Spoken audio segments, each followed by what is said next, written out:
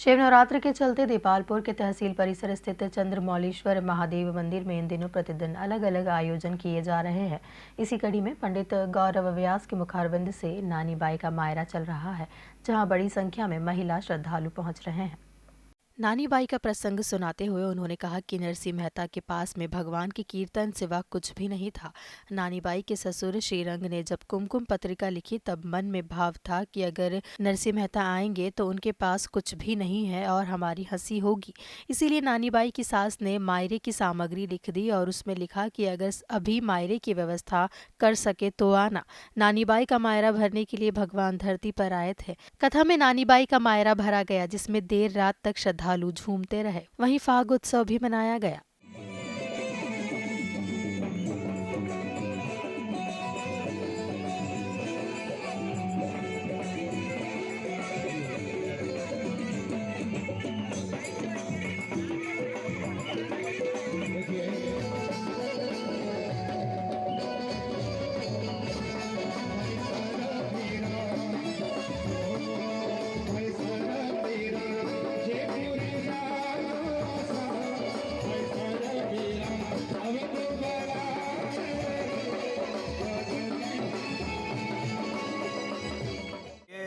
इस आयोजन को करने से पूर्व हमने ये सोचा था कि नरसिंह मेहता का जो चरित्र सुनाया जाएगा उससे सभी माताओं के अंदर, बंधु वर्ग के अंदर भक्ति जगे, क्योंकि आजकल भक्ति की तो जाती है पर उसके ऊपर विश्वास नहीं किया जाता है।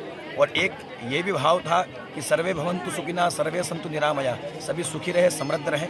और मेरा भाव यहाँ पर ये भी प्रकट हुआ है कि जिस प्रकार से नगर के लोग ब्राह्मणों को कथा कराते हैं, उसी प्रकार से देपालपुर तहसील में हर ब्राह्मण उन्नति करे, कथा वाचन करे, क्योंकि ब्राह्मणों का कर्म भी है कर्मकांड करना, सद्बुद्धि, भगवान से जोड़ना। तो हर ब्राह्मण, देपालपुर का हर ब्राह्मण उन्नति प्रदान करे, ये मैंने यहाँ पर के भक्तों से एक विनती की है। दूसरी बात, मैंने यहाँ पर कहा गया है कि जितनी भी माताएं आएँ सभी भगवान का नाम जपते हुए अपने जीवन को व्यतीत करें।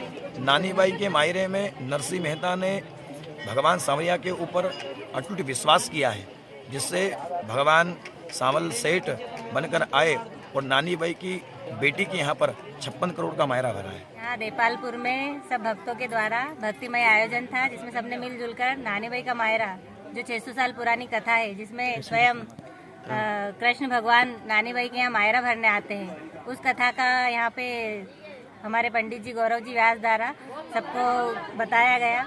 और ये एक भक्तिमय कथा है, इससे सब भक्तों में भक्ति का वो विचार मन में उत्पन्न होते हैं। और इस कथा के द्वारा ये बताया गया है कि भक्त के द्वारा अगर भक्ति कथा करी जाए तो कितना आनंद प्राप्त होता है। और आज हमको इस कथा के द्वारा बहुत परमानंद की प्राप्ति हुई। कार्यक्रम का सारा श्रेय हमारे नया कथा प्रवक्ता गौरव जी व्यास को जाता है, जिन्होंने इतनी अच्छी महिला मंडली जोड़ी, उनका व्यवहार को जाता है। उनकी वजह से आज पहली बार नानी माई का मायरा इतनी रात को इतनी भारी संख्या में सब लोगों ने सुना। और उन्होंने सिर्फ मायरा तो गाया ही गाया, पर इसके चलते उन्होंने देश की दोनों कुरीतियों, एक तो ये मायरा जो भरना है ना, ये मेरे को लगता है कि सामाजिक अपराध एक तरह से, और दहेज प्रथा, उन दोनों पे उन्होंने सबको कहा कि ये हमें नहीं करना चाहिए। कभी किसी बेटी को इतना परेशान नहीं करना चाहिए कि भगवान को उतर के आना पड़े। आज का दिन एक फाग की, क्योंकि आज कृष्ण भगवान आ गए